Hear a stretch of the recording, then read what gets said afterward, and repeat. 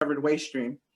These unforeseen impacts have shifted the mindset of administration and legislator, which is why the California Recycling Market Development Act, AB 1583, seeks to update and revise the gaps in existing California recycling policy, leaving the evolution of waste and recycling innovation in the public and private sectors. Welcome to Women in Cleantech and Sustainability's Waste and Recycling Innovation Panel discussion. Today, I have the privilege of introducing to you to Michelle, Soko, Theo, and Tom, our token male speaker. Thank you for being here, to discuss and share with us how they fit in the waste and recycling industry. The waste and recycling industry is a puzzle that we all yet to kind of still struggle to realize. How does it work? Where does this go? What do I do with this item?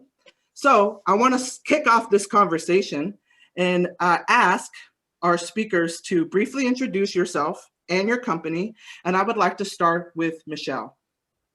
Awesome. Thanks, Sarah. I'm super excited to be here, everyone. I'll put my LinkedIn in the chat there and hope to connect with a lot of you. My role is that I really help large companies to implement scaled technology solutions. And at Compology, my role is really exciting because I am working with companies, think like Starbucks retail locations and Google headquarters, to stand up waste metering programs for the first time ever. So that's really the piece of our puzzle at Compology. And it's also exciting because we're a sustainability solution that makes financial sense. So we're helping our clients become more efficient in all of their waste operations. We're helping them cut costs by reducing unnecessary hauls. And we're helping them avoid these crazy, huge contamination fines that seem to keep rising and rising right now, right? And last point here, I just think it's a super exciting time. We had the EPA just released their first national recycling goal, which is 50% by 2030. It's really aggressive. And with Compology and waste metering, I think it's very true that you can't manage what you can't measure. And the first step is setting up that baseline so that our clients can actually meet their zero waste goals, their carbon emissions reductions goals, and more, generally contribute the way that they want to be in a sustainability steward.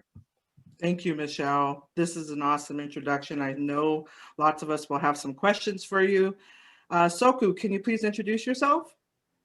Of course. Good evening, everyone. My name is Soko Made, and I am the City Government Zero Waste Senior Coordinator at the San Francisco Department of the Environment. And our department's mission is to provide solutions that advance climate protection and enhance the quality of life for all San Franciscans. So my role specifically, I am on the Zero Waste team. I work with the city government sector to increase awareness and compliance with city environmental ordinances and regulations. Some of the programs that I manage include promoting reuse of city-owned surplus material through the city's online exchange system known as the Virtual Warehouse, implementing recycling and composting programs for city departments, and developing contract specifications that support responsible production and consumption. And I just want to say, like, when we talk about zero waste, we think about zero waste as really being circular economy, right? Zero waste is often characterized as sending no material to landfill or incineration, but we know it's much more than that. You start with highest and best use. Actually, you start before that. It's waste prevention, right? So reducing consumption, trying to reuse as much as possible, and then hopefully having whatever's left over going to either recycling or composting. So that's me in a nutshell. Yes, I love talking about circularity and the circular economy. Let's get Theo. Theo, please introduce yourself. Hello, everyone. Soko seems to be busy down in the SF area, so I'm going to take you north to Seattle, Washington, and that's where I work with Green Mountain Technologies. We're a design and composting consulting company, and we work worldwide to help our clients compost in the most tangible, affordable, and effective way to produce quality compost products. And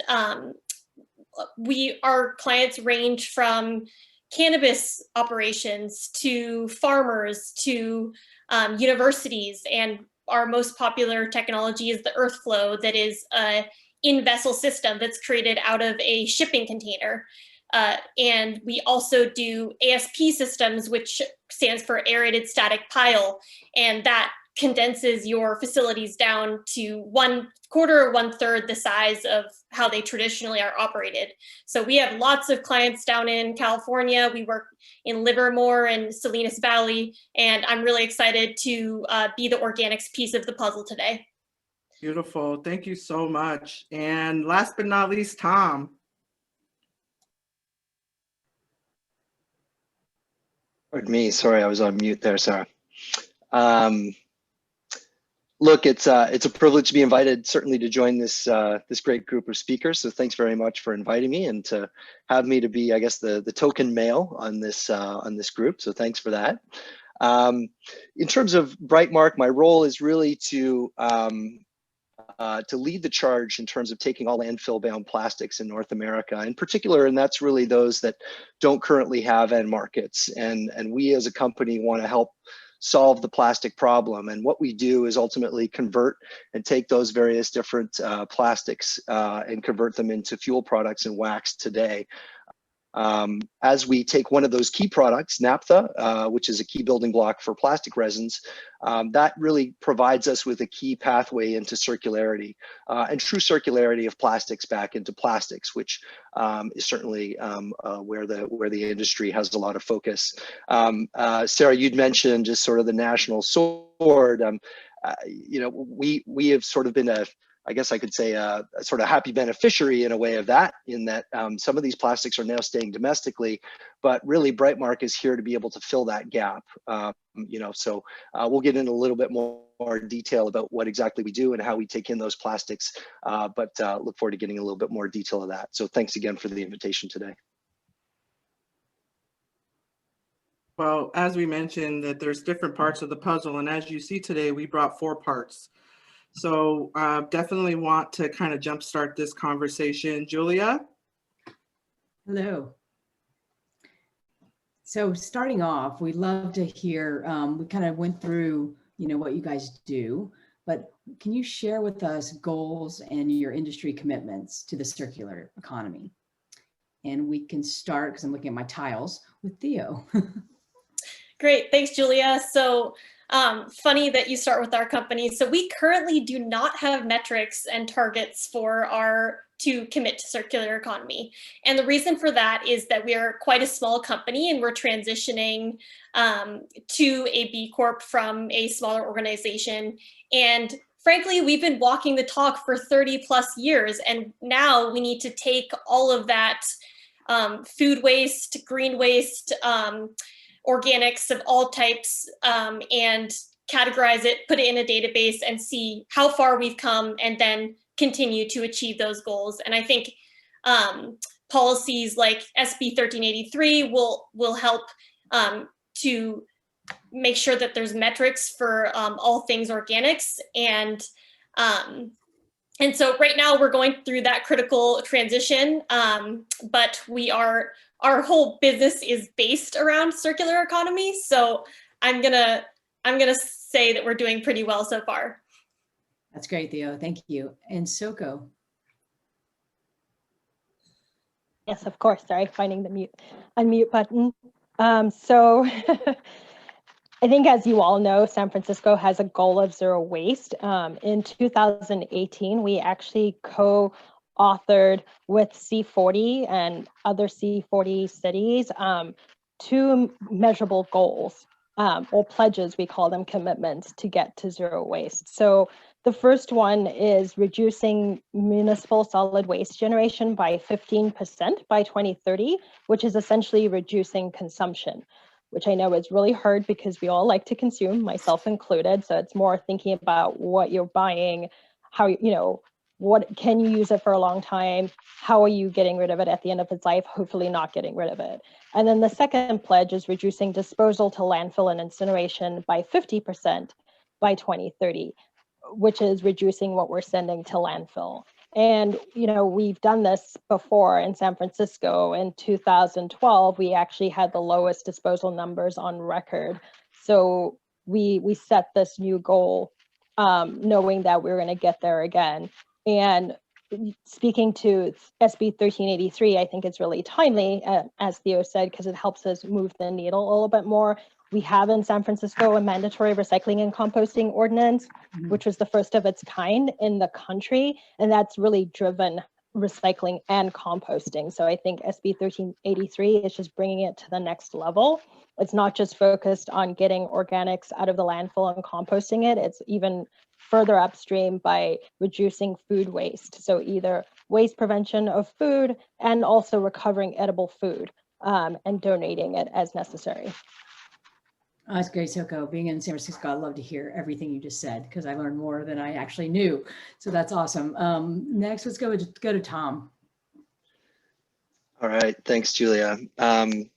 Yeah, Brightmark, we have fairly prescriptive goals, and they encompass both sides of the business, that being the renewable natural gas portion of our business, where we have a goal to offset 22 million metric tons of CO2 by 2025. There will be additional reductions as well on the plastics renewal side.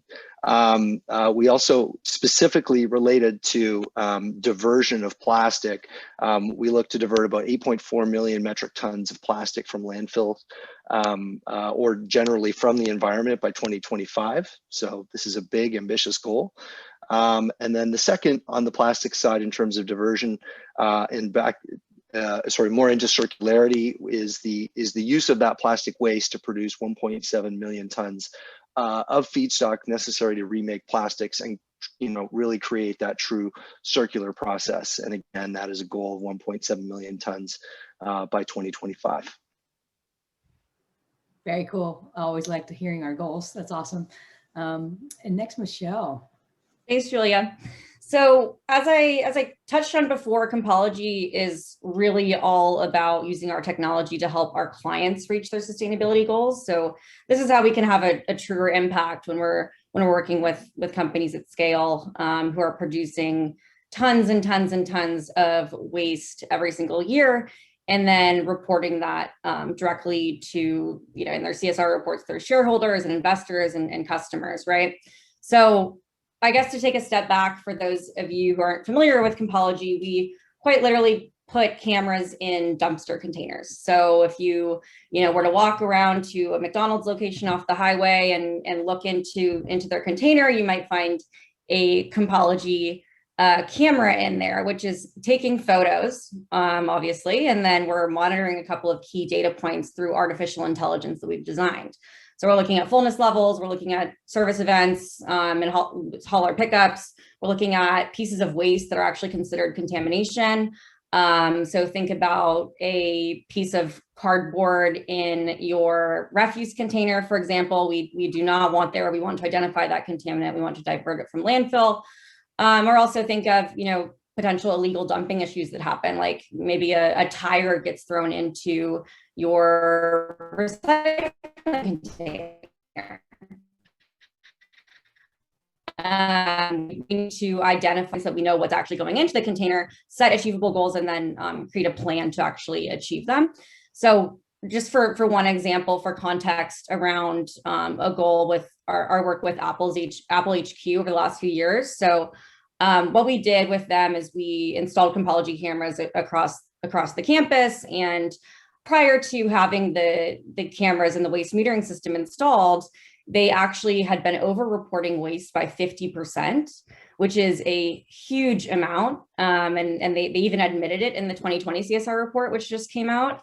And this is Apple. These are really, really innovative and sustainability-focused companies who, again, are making these changes, but also admitting that the way that they were doing things in the past was not working. And this is tied to something that's called the phantom waste problem, in that the traditional way of reporting is really relying on a lot of hauler data. So think about a guy in the back room looking over hundreds or thousands of waste management invoices and trying to deduce from those what the waste is, what waste is being produced.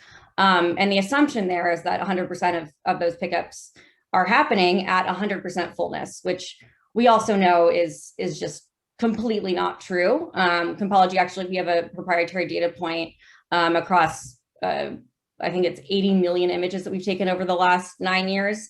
that the average fullness at pickup is actually around 46% for a front That's load. amazing, Michelle. I really have to say that all that data is amazing. And around goals, right? Let's talk about California's initiative to hit 75% landfill reduction by 2020, and then some of how we are going to introduce technology and all these technology capabilities that we've heard from every panelist so far.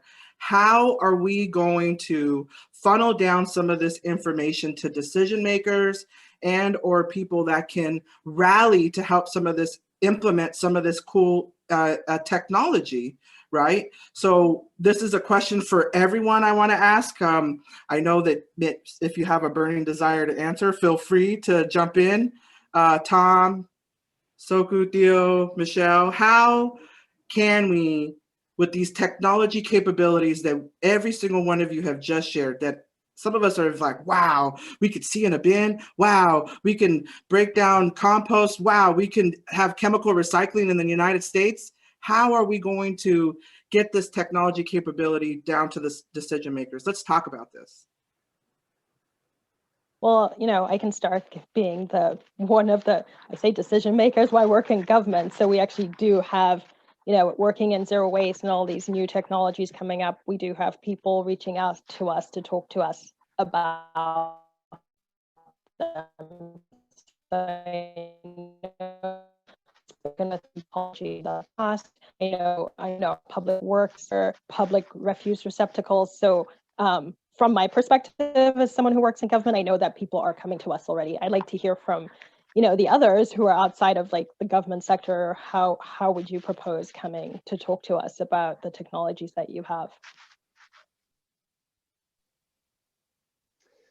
Thanks, Soko. I can jump in here. I think something that I've noticed being in this space and speaking with so many people in sustainability who really want to make the right decisions and want to invest in technologies that are cheaper, better, and more scalable.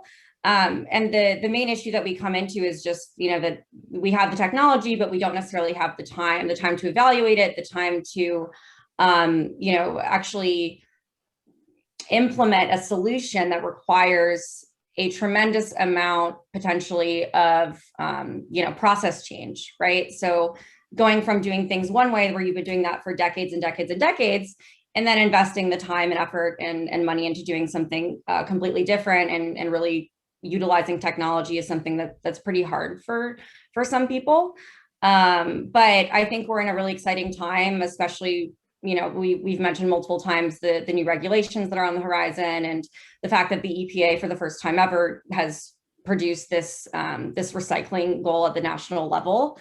This is really exciting, and I think that it is now going to be much more of a mandate for people to take notice and really try to use technology so that they can keep up with what's happening and actually make a difference for the environment.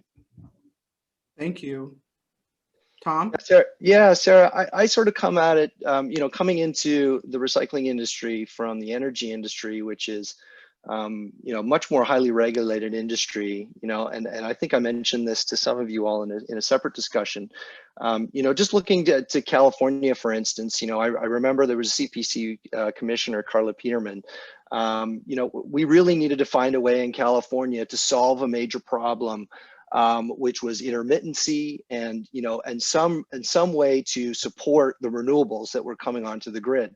So Carla Peterman came out with a very ambitious plan to have storage legislation, and the price points weren't there. The technology was not really coming in and showing cost leadership and necessarily, but it was the driver. It was having the ability to have someone at the state level, and it's not always going to work in all cases for recycling, to really set up what, to use her term, to have that transformative effect of to say, hey, you know what, we don't want, we want to have a big message, we want to have a big goal, We want to have a big mission and allow the technologies to come in and fill the gap.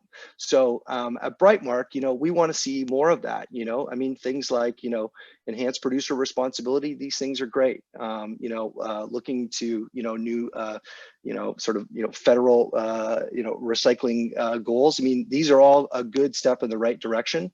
But we have to be careful at the same time. And sometimes legislators like to pick winners. And, we've seen this break free from Pollutions Act, which we applaud in many ways because it's ambitious and looks to do many things. But at the same time, it wants to put a moratorium on our form of particular technology, which seems like it's a total step backwards. So, we legislators are focused on setting up what come in and fill those gaps. So I really appreciate you saying that in terms of what the people want and how to get the message out there. I do want to allow Theo an opportunity to answer the question. Theo, do you have any questions or comments on bringing the technology down to decision makers? Thanks, Sarah. Makes it easy in the California market. They're required, like Sara said, to reduce organics from landfills by 75% by 2025. And so that requires decision makers to allocate time to find innovative, affordable technologies to compost their waste. Anaerobic digester, whatever it is, but they are also required to sell compost. And so they have to create a quality compost product. They need to do it in an affordable way, and they need to, and then it needs to be feasible for them. And how this worked with Salinas Valley Waste Authority, which is our client, is they were able to get a grant. I think it was through the state. Jeff Gage can correct me if I'm wrong in the breakout rooms. And they were able to fund a lot of their composting facilities' initial developments, and they were able to do a lot of it on their own, the construction. And so I think really something that Michael Brian Brown and Jeff Gage, our senior engineers here at Green Mountain Technologies, have really pushed is keeping the technology affordable. Yes. Like we cannot, if we are going to be innovators, it cannot be a high price point. And, we've really catered towards, small, medium-sized businesses. And that's been a really successful place because, like we all know, everyone wants to do this work, and it's just a matter of making it affordable and tangible for all different types of people. Theo, thank you so much for discussing and bringing up the affordability, because it's critical to implementing any recycling program or infrastructure. Now, I want to kind of get into the evolution of state policy and policy. And we'll just bring us back a minute to 2012 when, the initiative for AB 341 to reduce 75% of reduction by 2020. Then we went into 2016, AB 1826, which was the statewide program to divert organic waste. And many of us remember in 2017 when we walked into the store and now you're asked to buy a bag, and the ban on single-use carry-out bags. And then in 2018, we went to AB 1884, where now you have to ask to use a straw, right? And you're sitting in a restaurant before COVID, and in order to get a straw, you had to ask for one. And then when we discussed today around affordability, which is, AB 1583, the California Recycling Market Development Act, this is really allowing us to kind of build the infrastructure in California, right? We mentioned the SB 1383. And just for everybody on the call to kind of know what that is, we've kind of talked on touch points around it, but by 2025, California will recover. This requires that by 2025, California will recover 20% of edible food that will otherwise be sent to landfills. So some of these policies, I really want to know, which policies do you support? And I mentioned them, and I know that many of us on this call know about them in great detail. So please share with me, which policies can you get behind? Who would like to start?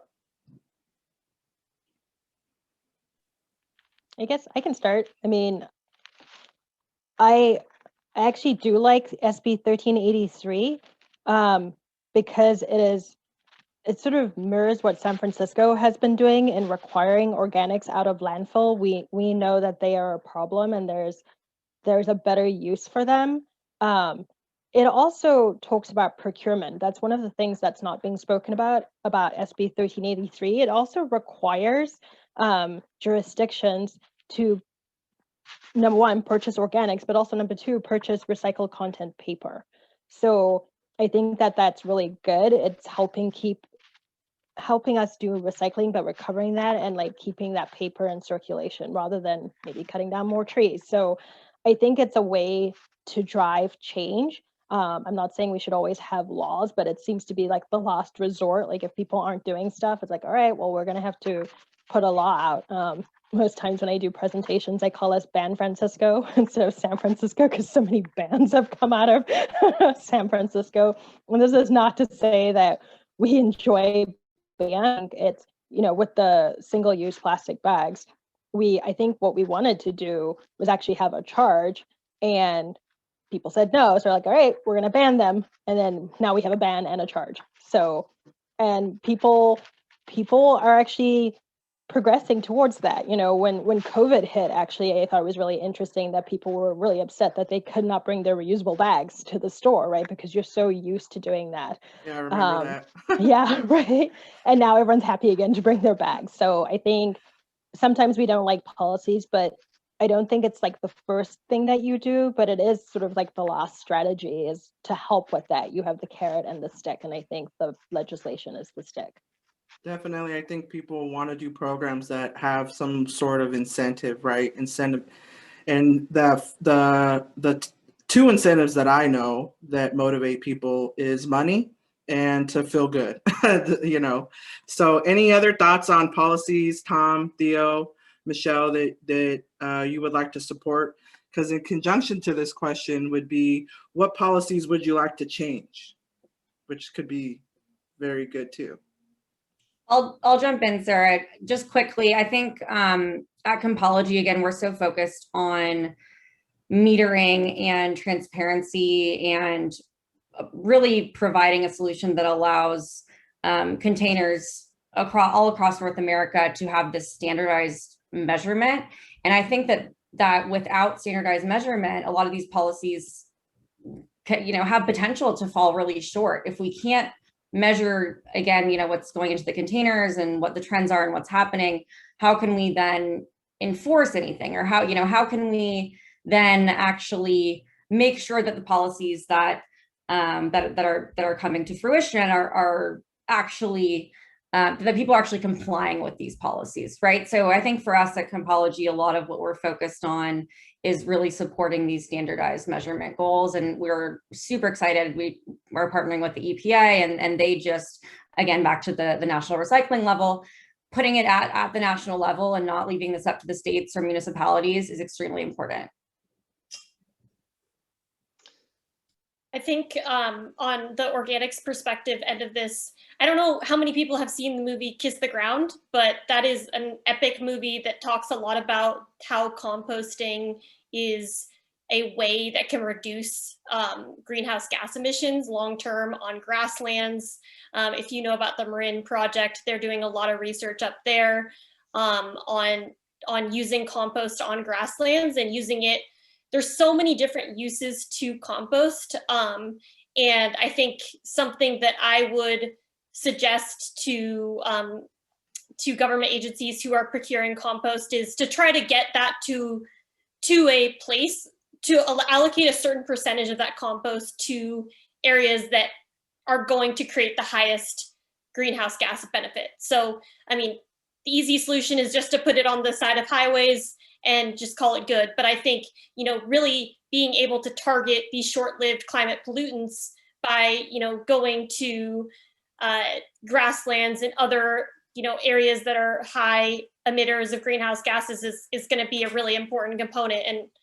And I hope Biden doesn't forget about composting in his Green New Deal. No, and I think that's great, Theo, and it's actually kind of good segue to kind of my next question. Really, we're talking about the policies and 1383 and so forth, but especially for you, what are the compost innovations that you guys are excited about? That's a great question. So, like I said before, we have a wide range of technologies. I like to say we're run by a crazy engineer who can't stop inventing till he dies. So we have so many products to sell. We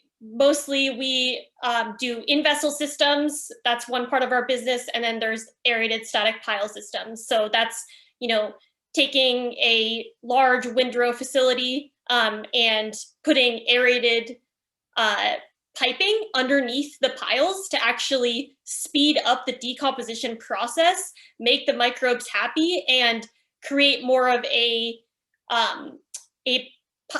product that is more uniform, can be predicted. We also have WebMax Technologies that is designed by Green Mountain Technologies, where you can actually look on your phone at what temperature is your piles, how is the aeration system going, so you can actually do your work remotely and you don't have to have an operator on site to manage your compost piles.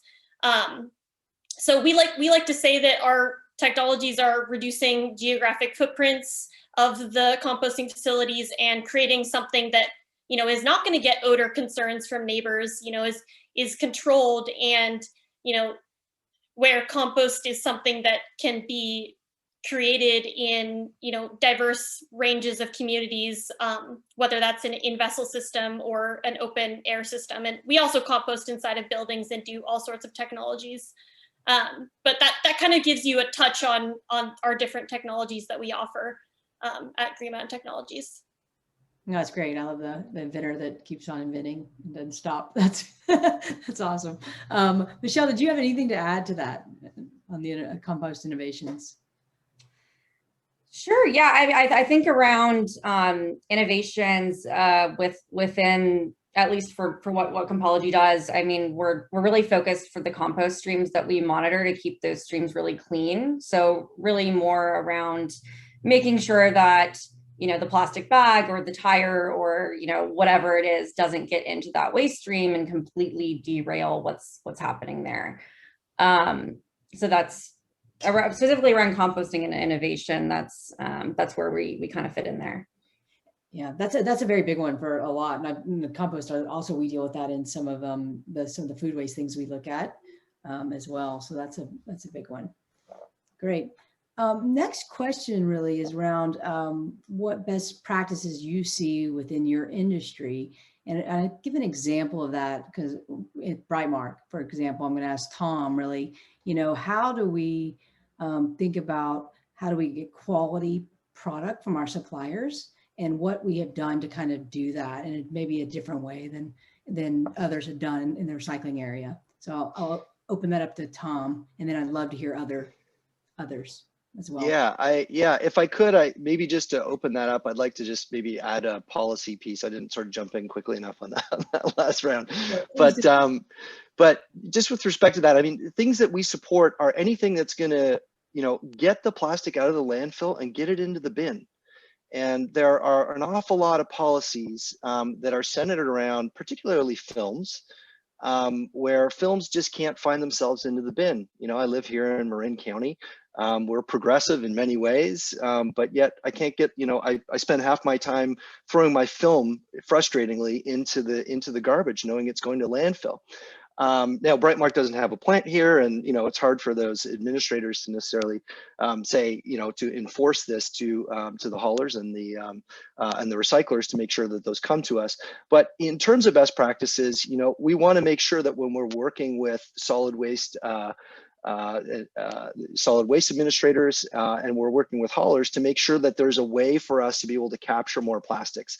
What we see a lot happening is that folks are trying to just cherry pick and say, hey, don't make me take what I can't market, right? So it's a mixture of us being able to make sure that we get the message out. We can accept this plastic, right? And here's what we can take. In doing so, we want to be able to, help, divert more. So we want to be able to get more films, and we want to be able to get more plastics into that, into the bin. I think in terms of the things that we're really focused on making sure that we're getting is at the end of the day, we do want to get fairly clean product. We want to make sure that we're, getting at least 60% plastics in all the materials that we're inbounding at our facilities. So we spend a lot of times, we spend a lot of time working, just to make sure that we're training people to understand exactly what can and can't fit into the bin. One interesting program that I'll just mention that fits nicely into these two issues that I'm talking about is like the energy bag program, right? This is a joint partnership that Dow and Reynolds are doing. And basically what they're doing is they're saying, hey, we want to make sure that we have a dedicated bag that you can simply just throw it into your recycling bin that has all these films, has all these difficult to recycle plastics, to make sure that the MRFs that are processing know that there's an end market for these materials and that they're easy. And this is a best practice to make sure that we're getting more plastics out and getting them into the right end markets so that they can actually get recycled and not find their ways into the landfill. So that's maybe just one of a few ways that I'd answer that question. Great. Others, Soko, or any thoughts on best practices? I saw that somebody had put in here like education. That's one of the best practices, right? Outreach and education. And it is so hard, but it actually is really key. I have found is doing outreach and education. And so what we do at the department, a big chunk of what we do is outreach and education. We do not so much in person now, so it's virtually, but we do a lot of in person and in language presentations, because as you know, more than half of the population in San Francisco speaks another language other than English. So when we were thinking about how we do outreach and education, we have to think about who we're talking to. Do we have enough people to talk to them? We have to think about how we design our signs and our stickers. And we actually moved away from having writing to more images on it. We've revamped our web portal to show what goes where, but for me, that's one of the best practices that I've done. And I've been working with just city government for 15 years, where I found that people actually change their behaviors when I've done presentations to staff, right? Because it gives them the opportunity to ask the questions and have a conversation about it. And then it makes them change their behavior. So for me, that would be one of the best practices. And sometimes it's hand holding. Yeah. I understand what everyone's saying. It's like, oh, we don't have time, but sometimes you have to make time. Otherwise, people aren't going to do it. Yeah, I love that one on the education, because some people just don't know. And then so much, they're not going to pull the information, but you got to push it to them. And you got to take responsibility and educate to make it happen. So that's brilliant. Michelle or Theo? And I'd love to jump in here. Soko, I completely relate to what you said about, people want to do the right thing. And then there's just these really simple, components around language barriers or other things that where, for example, we had a number of cameras installed in a campus in Texas at Capital One. And we were running the trend report for these containers over the course of a month. And at just this one building location, this one site, there were 253, I think, Black refuse bags thrown into recycling, which, is this huge outlier, right? And when we looked into it, we really found, we found exactly that. It's just a language barrier. The person that was in charge of that facility just didn't know what to do. And creating really targeted and understandable sustainability messaging is really, really hard. So I love that you're using more images, and I think that's great, because people do want to do the right thing. Thank you, Michelle. I think when we talk about uniformity, one of the companies that I like to kind of leverage is Recycle Across America, and they have these uniformity signs and labels that we're trying to kind of communicate to the general population what material is what, and with a simple image, right? I want to kind of jump into avoidance practices, but I know that we have a lot of questions from our our audience today. And I think we're getting really close to our breakout session. And so I just want to make sure that we are on time and on track. Well, how are we looking for time, Julia? Yeah, we're actually going to breakout now. Okay, so we will, in our share out, what we will do is we will give an opportunity to the audience to ask some questions. And I believe Rebecca Green will be sending us into our first breakout session. And our question today for the first breakout session, which is, which innovation did you find the most interesting or exciting that was discussed today? So, hello, everyone. Welcome back. Do we have everybody back, I think? Yes? Who, any facilitators would like to share what was discussed in our breakout session? Who would like to start? I can start, Sarah. Hi, everyone. This is Oakley. So we talked about a lot. We talked about how single-use plastic is really a huge problem because plastic is such a robust material and we're only using it one time. So plastic isn't the problem itself, it's how we're using it.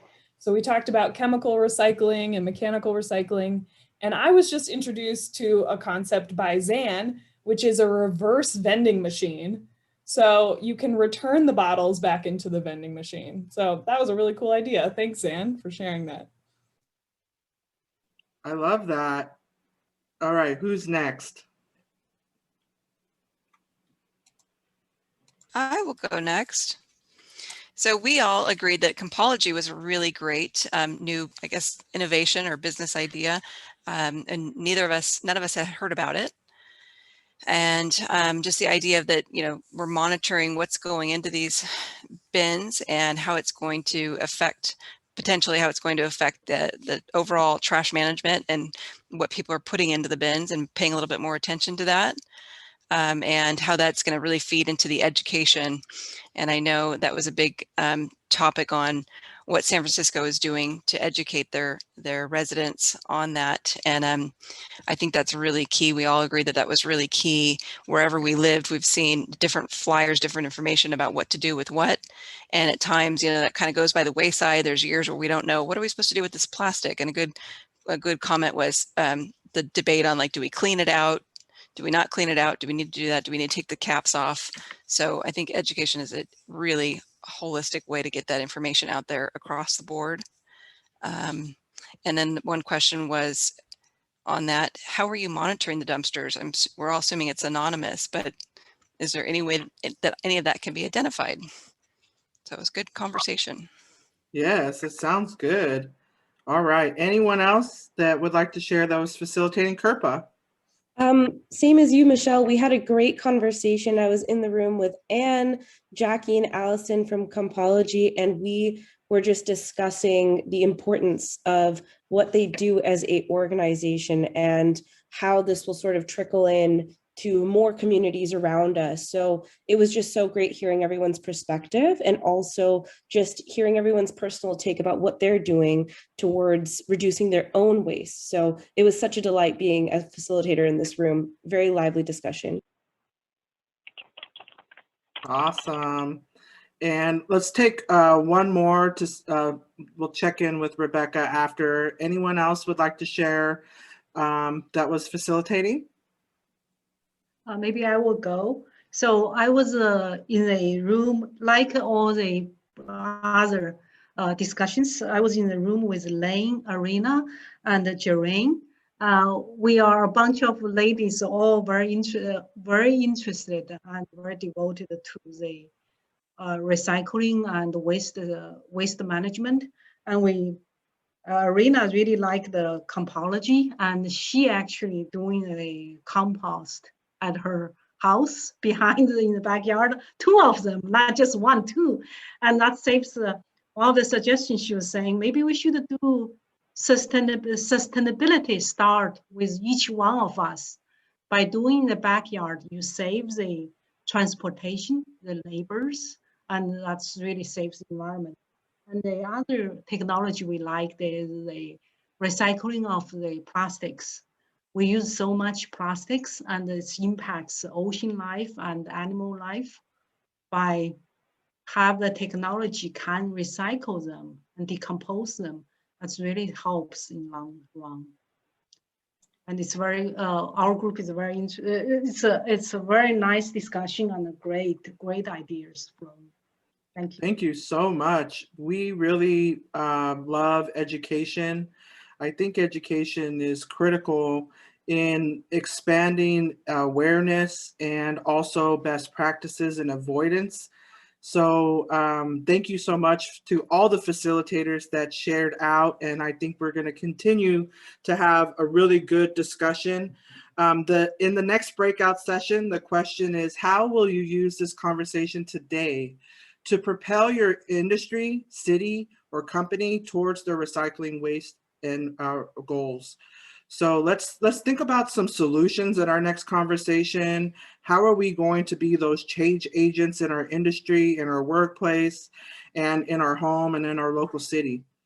Rebecca, are you ready? Conversations this time as well. Oh yeah, we definitely did. So we had some really juicy conversation. We were talking about legislation and how we think that that could actually help us with some of these goals. And Brian from Compology was just sharing how legislation can really help. And so that was one of the things that we had discussed, and as well as having conversations like this. I think allowing people to understand what information is available and current in the marketplace is critical, so decision makers can make decisions to help them towards some of the goals that they have. So let's jump in, let's share out. Who would like to share what they were talking about in the last breakout session? Any facilitator would like to volunteer?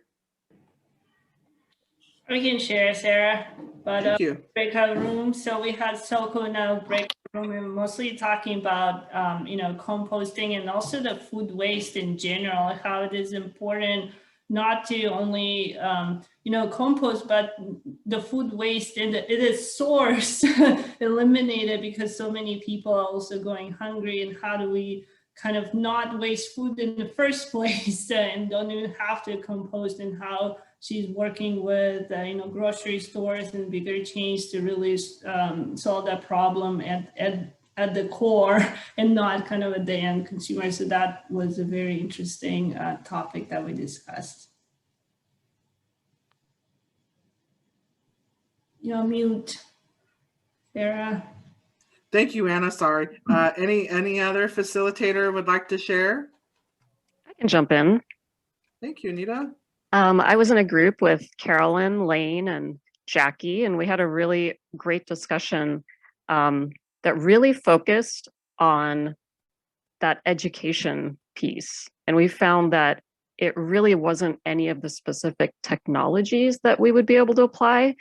It really came down to all these regulations and the fact that they vary by location, because in our group, we weren't all based in the Bay Area. So what is available to us through our municipality was very different.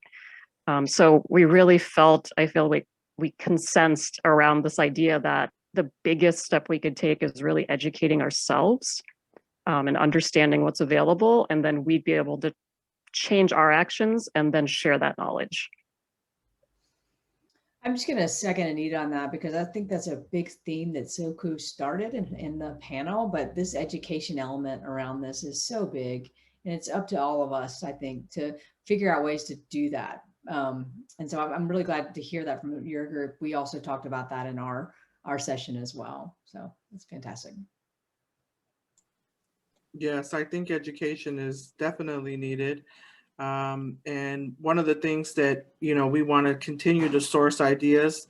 So from this group, if you have ideas that you would like for us to have another event around this topic, let us know, send it to us, and we would love to hear your ideas. Anyone else would like to share that was a facilitator? We had in our group Stephanie, who had experience with the waste and recycling systems in Denmark, which was really interesting on that topic of, San Francisco is different from San Diego versus Los Angeles, and then the United States is so different from these other countries, and in Denmark, it's small enough that, and the policy is able to be decided at the federal level, that she was telling us about all these amazing things. And then we got to kind of think about how that would work in the United States. So really cool to have an international perspective. Yeah, I agree. I think, you know, when we think about uniformity of policies or programs, you really need to know what side of the street you are standing on.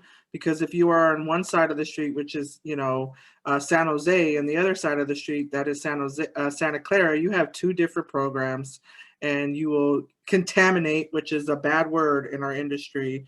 Contamination is a bad word in the waste and recycling industry. We don't like it. We don't want any of it.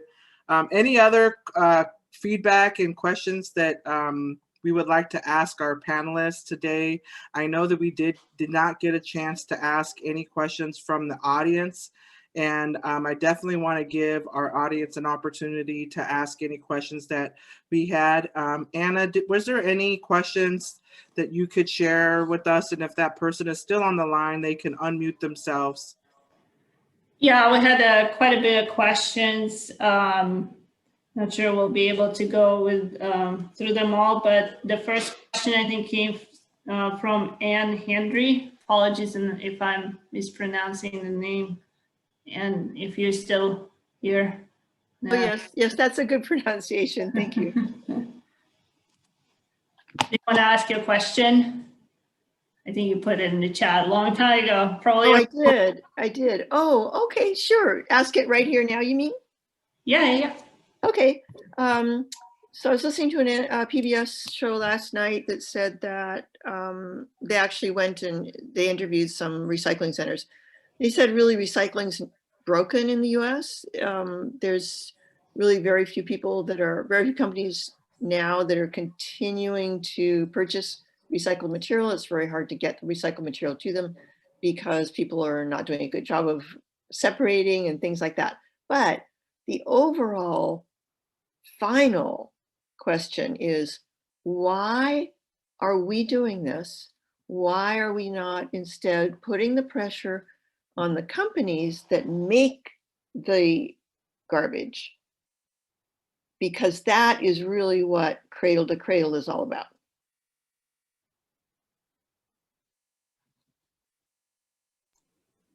So that's what I would like to see. Okay. That's an awesome question, and I guess comment in general. I think, you know, the only way that we're going to see companies invest in making materials that are, you know, either packaged and very clearly marked, like, you know, recyclable or compostable or whatever it might be, is, I think, you know, again, going back to this notion that at the national level, there needs to be some kind of a standard, because they're, you know, if they can't make, Coca-Cola can't make 500 different Coca-Cola cans that only get distributed to, you know, the certain municipalities that take them, right? So I think that's really interesting, and it made me think again, obviously, of, you know, just the need for total, you know, consensus at the national level for, you know, for what can be recycled where and how. Yeah, I just saw somebody put up EPR in the chat box. I mean, enhanced producer responsibility is really that legislation that puts that onus back on the producers of the products. You know, I will say, well, it's difficult to impose that legislation, certainly at the federal level. I mean, it'd be interesting to see how it can play out at the state level. But, you know, we do see a lot of efforts from the major brand owners, and they're hiring a lot of sustainability. A lot of sustainability executives are really focused on, you know, making these reductions and leading it. It's voluntary, of course, right? And it's part of their image and it's part of their brand. But I think that we're going to see that evolve significantly in the coming years, where people are making choices on what products they buy based on how that brand has been able to represent to the consumers, whether they're, you know, what the recycled content is and so on. And so it would be nice if consumers didn't have to pay a premium. But the technologies and the the technologies will sort of take care of that, and hopefully hopefully consumers can get both. They can get better cost and they can get better products. So it's happening organically, Anne, but yeah, EPR is really what you should be paying attention to a little bit and seeing if we can push that type of legislation through at the state level. Yeah, I think that's really key, because it sounds like kind of we're coming from a California-centric perspective. A lot of people in the US could care less about recycling.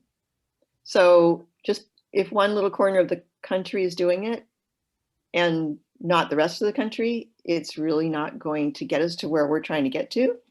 And I do think a national, like some kind of mandate, some type of, tax, some type of something to get the producers to move in that direction will be critical to getting anything accomplished. Of course, right? Anytime that you do a punitive type of fine or we hit them with their bottom line, of course they're going to change behaviors, right? So, we really got to think about this also for the companies that we work for. How, if anybody on the call works for manufacturing, what type of programs can we talk to them about in terms of, environmental stewardship? So this is a really great question. We'll have room for, I think, 2 more questions. Anna, any other questions that we had from the chat? Yeah, I think also Serena had a question, right? Yeah. You here still, Serena? Hey, yeah, I am. And sorry, I know it says Austin, but I'm Serena. You gotta love this workspace showing these days, right?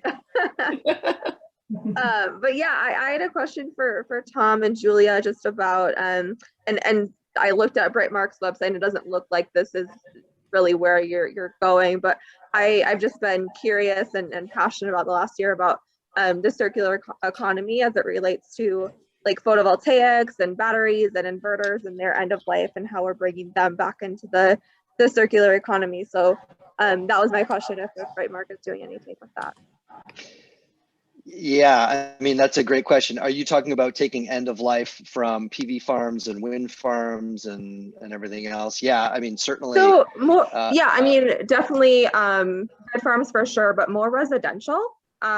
Just especially as, I mean, the California law just enacted that. I know it's going to be 20 to 30 years until we see the end of life, but I mean, there's large companies that have deprecation coming up in the next like year to 2 years. So I think the problem is, I mean, it's here now, right?